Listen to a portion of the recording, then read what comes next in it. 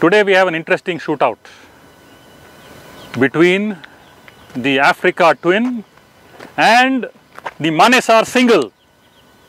Nah, don't worry, we are not going to do that thing. We are not going to put you through that torture. Today is going to be all about the Africa Twin.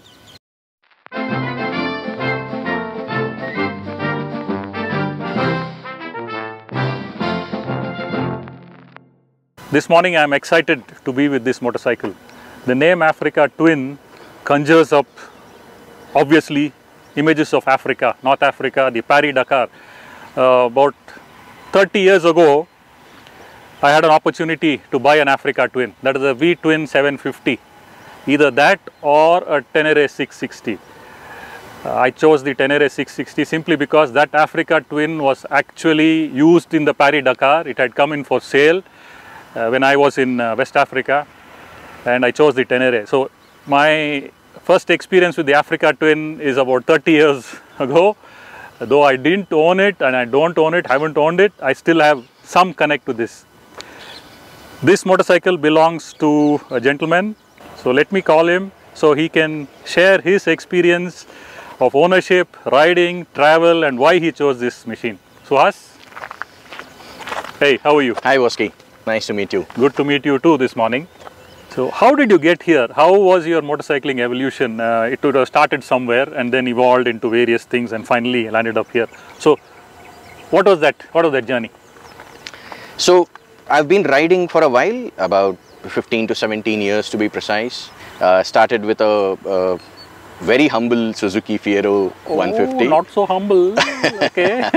Yeah, not so humble back then, Yeah. I agree with you. From a 150cc, I moved to a 180cc in the form of Bajaj Pulsar. After the 150, another 40cc's of progression. I picked up a dream bike back then for me, a Hero Honda Charisma. Then that's when the KTM twins entered the Indian market. And I happened to buy a KTM Duke 390. Somehow did not connect with the machine after a year. Rode it fairly extensively, 12,000 kilometers, and decided I perhaps am a Jap oriented guy. That's when I decided to jump into the CBR 250. Enjoyed riding it for a couple of years while I raked in the moolah to jump again. That's when the CBR 650F came into the picture. Heavily accessorized it, put an aftermarket exhaust, enjoyed the CBR for about 4 years, clocked 50,000 kilometers. That's when my wife got into motorcycling. But that's when I started realizing for the kind of riding I do, I need to look at a ADV or a touring segment. So that's when I started looking at this segment. So I'm sure you would have evaluated other motorcycles also, other brands. I'll ask you a specific type of question. Why not the Multi? Sure. So to be very honest with you, I took a test ride of the Multi 950S back then, and I was infatuated by it. I was smitten by it. I did very seriously consider it, but then the practical side of mind kicked in. By then I had figured out, on an average, I tend to clock about 12 to 15,000 kilometers. The Desmo service at 24,000 would perhaps come in under 2 years for me. So spending a huge sum of money on an already expensive motorcycle, somehow I was not able to digest. Why not the 1250 GS? So I happened to, thanks to a friend, I happened to ride the 1250 GSA, and the first thing that struck me was the GSA was too much of everything. Too tall, too big, too expensive to purchase, too expensive to keep. What about the Triumph? The Tiger 900 Rally. Yes. Brilliant machine. First thing, I was a big fan of the older Tiger 800. Okay. Extremely refined, beautiful sounding motorcycle. The first thing I noticed was the change in character between the 800 and the 900. Yeah, the firing order is different. Right, Yeah, the firing order is different. Even firing triple, this has got that T-plane crank. Yeah. Absolutely. Yeah. I felt the bike was a little too vibey, especially at cruising speeds. It was sounding like a twin at lower RPMs, sounding like a triple at higher RPMs. Somewhere I felt Triumph were confused, and they confused me as well. Okay. However, you did arrive at a solution. Why not the Ducati? Why not the BMW? Why not the Triumph? Answered the question, why the Honda? Tell me, what are the top 3 things you liked about this that made you plunk your money? Reliability, reliability, reliability. Japanese! Arigatou gozaimasu! So the Africa Twin was going to be. How was the buying experience? In one word, fantastic. Oh, good. Nice. All credit to the big wing folks in Bangalore. They were very patient with me in terms of answering my questions around the motorcycle, giving me a fairly extended test ride.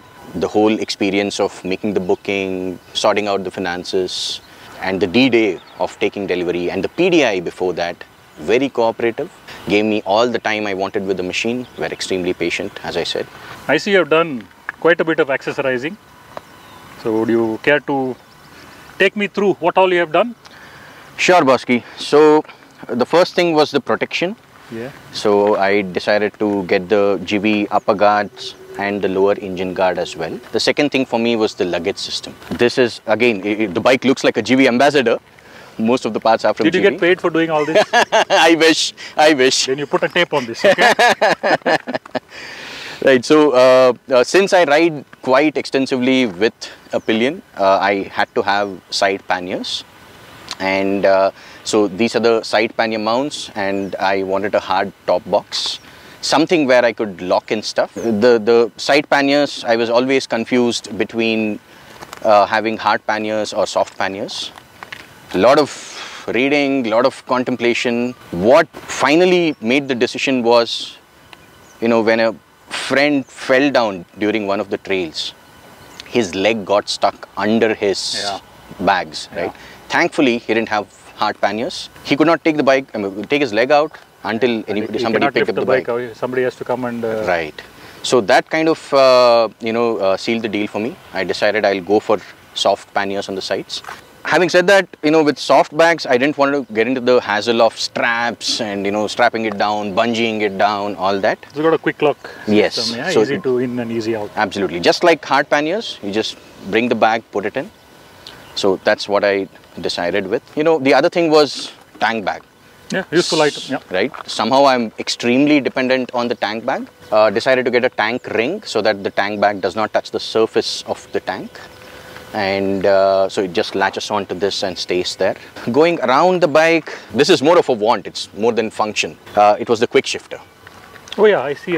That's some fun. Yeah, absolutely. Yeah. It brings so much more fun. It just has, I feel bored, use the quick shifter to spice up the few kilometers of... I honestly didn't expect it would bring in so much fun factor, but it actually does. Yeah. Then some more functional mods in the form of auxiliary lights. Baha? Yeah, these are Baha Squadron Pro, the obligatory buckbusters. Yes, of course. Standard fitment.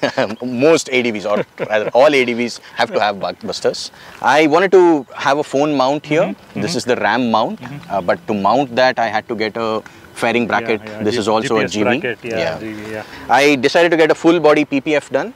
Right, you can always replace the PPF in case of small scratches, stone hits and stuff. Pyramid wind deflector. See, the way the bike is designed, from the fork tunnel, you get a lot of gush of wind, right? Yeah. Especially if you are riding with a, the off-road beak helmet, you tend to get a whiplash sometimes. This thing actually helps. It cuts the gush of wind coming from the fork tunnel. Sump guard? Yeah, the sump guard is stock. It's a stock fitment? Yeah, it is a stock fitment. Of course, the center stand is an accessory, a rather expensive one. So it's the OEM center stand that I've put. The other customization that I did was the stock windshield was a little too tall. Even in its lowest position, I was seeing through it. Not nice. Right, it was almost till here. So I just got it cut so that it is, to my height, it Great fits job. well. I wouldn't have noticed. Yeah. Unless now that you told me, I noticed. Otherwise, it's fantastic. Yeah. Okay, that's a nice, very interesting mod. What long rides have you been on with this? Right, so a lot of interstate rides, a lot of dosa rides, I have to mention. But one of the biggest rides in the first year of ownership was Spiti Valley. Rode all the way from here, did the whole circuit so you clockwise. went to Nako, Kaza. I did the other way around. Okay, from So Manali. went to Manali, clockwise. Kaza, Nako, So Tabo. when was it? Which time of the year? This was in September. Good job. Congrats. Okay. Then, Thank you, Bosky. To be very honest, it's a very easy motorcycle to ride. I'm not a tall guy, but I still find it fairly easy to ride thanks to the low seat height. So yeah, the Spiti ride was about 7,000 kilometers home to home. It was intimidating in the beginning, for sure, right? It took a while for me to get used to the size, the handling. A motorcycle is only as good as a rider. I am a proponent of that fact. Skill up. Skill up. Absolutely. Motorcycle can do much more than what we think it can do. So what are the few things you really enjoy and like on this motorcycle, and where you think Honda could consider making some improvements? Right, so let's start with the heart of it, right? The engine and the transmission. Simply brilliant. Especially compared to the older 1000. It's got a fairly significant noticeable power bump. Very, very adequate for our conditions. I don't think, you actually don't need this as well, but more than adequate. And the suspension is beautiful. Solo, two-up riding. It's an inherently softly tuned suspension. So even if you crank up the preload to the max, you never get a bone-jarring ride, right? So it's a soft suspension. And so the other good aspect, a very underrated and understated convenience, is the support for Android Auto and Apple CarPlay. Wow, okay, it's like a car. Yeah, right? So you don't have to depend on a third-party device like a phone. You don't have to worry about rain or anything when the phone is mounted. Phone inside and yeah, so the phone just sits in the tank bag. It's just connected there, to the console, and you have your navigation on the console as well. Plethora of electronics, right? Rider safety aids. Yeah. You have 4 default riding modes in the form of touring, gravel mode, off-road mode, and an urban mode. The thing on this motorcycle is, with the change in modes, the map does not change. It does not reduce the output from the engine. What it changes is only the throttle response, right? So in the least powerful mode, it dulls down the throttle response. So you don't have that instant acceleration when you don't want it. It can deliver the full power, but at a more gentle... Correct. You basically have to twist your wrist really much more. Be aggressive with it for it to respond aggressively. Yes, in the dullest of the modes. In the most aggressive one, extremely sensitive, you just flip it open and yeah, it's ready to fly, right? So traction control, wheelie control are some of those other electronics. And of course, switchable ABS. The off-road and gravel modes basically disable the rear wheel ABS and only the front remains active. And there are also 2 custom user modes where you can basically define what kind of power or the throttle response you want, what kind of engine braking you want, all those aspects. So it's highly configurable. You can, play around if you have the patience for it. If you want to be the user manual geek, read through and you can basically customize it to your taste, keep switching between those custom modes as per your liking. That's a really good thing. So what areas would you like to improve, or you wish it was better than what it is right now? First thing first, electronic suspension, which is available in the global market, is a huge miss in the Indian version. This is okay. This is manual, all manual, is it? You can adjust your preload, compression, damping, everything manually on both the front and the back. But yeah, it has to be done manually. When you have a huge suite of electronics, bringing in the electronic suspension would have been a great addition. I think that's a huge miss from Honda. But I'm sure that would have jacked up the price as well. So it's the bean counters making the decision there, I'm sure. So that's the first negative. The second thing is, look at this cluttered, the key console, the button console. You have 100 buttons on both sides. You have buttons here, you have buttons on the top, you have buttons on the right side. this looks like my Tata Sky remote control. So many buttons on it. Yes. So the design of this could have been much more intuitive, much more user friendly. Yes, you obviously find it difficult to figure out how it works in the beginning. Eventually muscle memory kicks in. You do figure out how things work. You, like I said, you read through the manual, you understand, but it's not intuitive for sure. Could have been simpler. Definitely could have been simpler. And the other thing is, while the console, like I said, Android Auto, Apple CarPlay, all of that, somewhere Honda skimped on a bit of processor and RAM power. Okay. Bean counters again, right? So it takes ages to boot up, right? The vehicle is functional. You can just switch it on and start riding. For this thing to boot up, come to the default screen and then jump to Apple CarPlay or Android Auto takes ages. If they had given a little more processing power, perhaps it would have been better. So this thing has a lot of room for improvement. It is functional, has all the features, but the execution could have been much better. Yeah, I think again these are kind of, if you ask me, a bit of nitpicking there. Areas of improvement, yes. Not pain per se. Correct. Yeah. It's not a deal breaker. It's not a deal breaker or a pain point. Yeah. Could be better to make the experience even better. Absolutely, absolutely. Yeah, so I think that's pretty much about the things I can think of right now that I perhaps have room for improvement. Nice. What is the tank capacity? What range? What mileage do you get on an average?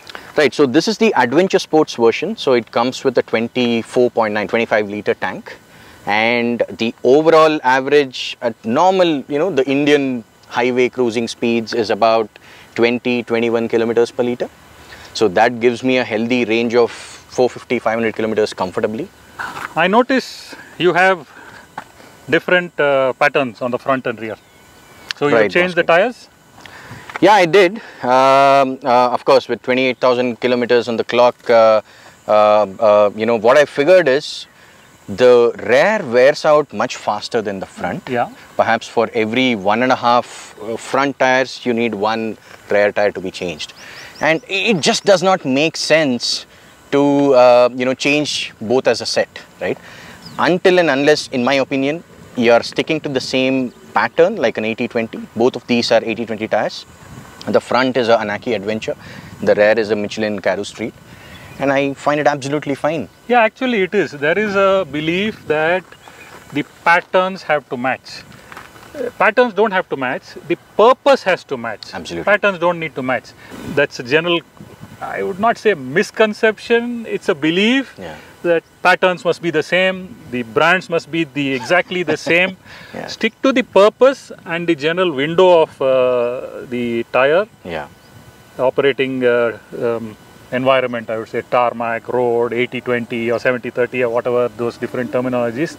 Changing patterns is, I don't think is an issue. Right. Talking about tires, one thing I think I missed mentioning is the fact that this version of the Africa Twin comes with tubeless spokes. Yeah, I saw these spokes on the outer rim. Yeah, that's a big advantage. I wonder why more manufacturers do not do this. It adds to cost. There may be some patent or something on these designs. So I will just pick up the Himalayan. Now, okay, it's done, dusted Himalayan, probably reaching the end of its life cycle. The Himalayan 450, my only request and suggestion to Royal Enfield, at least offer a spoke tubeless as an option. Charge. There are people ready to buy. So the stock can come with the regular spokes and with tube. There is a lot of customization Royal Enfield has made available. You can pick the color, the sticker and what not. I mean 101 things. Add the tubeless spokes to the list. Add this tubeless spokes to the list. Royal Enfield, if you're listening, please. Nice. Okay, now coming to the maintenance, the service costs, how has that been? I can simply say Honda is the easiest brand to own in the country in terms of the monetary aspects currently. It is, considering the segment it is in and considering the competition, it is relatively easier on the pocket. Plus, the regular service is hassle-free, right? No follow-up required, just in and out in half a day or a day. So on an average, so the service interval is about every 12,000 kilometers. That's a major service which involves oil and oil filter change and all that. There is an intermediate service at 6,000 kilometer. That's more like a checkup. A checkup, okay. They basically charge you only for the water wash if you decide to get it done from them. Otherwise, it's a free service, right? It's more like a checkup, chain adjustment and things like that. Necessary. So on an average, the service cost has been in the range of 6 to 9K per service for the oil change service. The air filter interval as per the book is about 18,000 kilometers. It has 2 air filters, 2 radiators. So a pair of air filters sets you back by about 4,000 bucks. Okay. Yeah, not ridiculously expensive.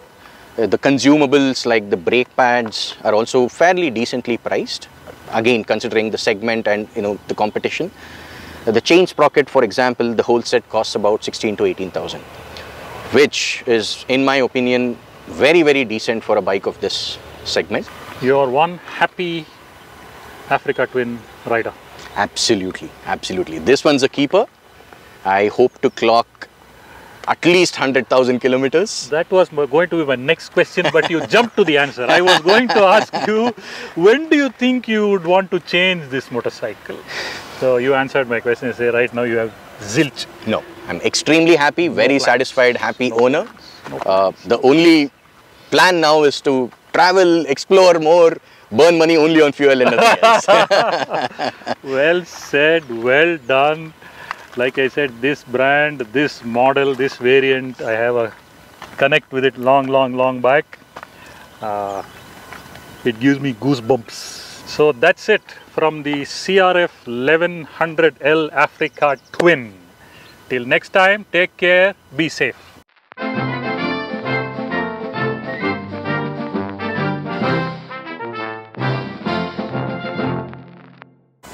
Suhas, there's something I like about this motorcycle. You see those two there? You see those two? Generally, like I always say, men like pom-pom and two, nothing like it. That was dirty.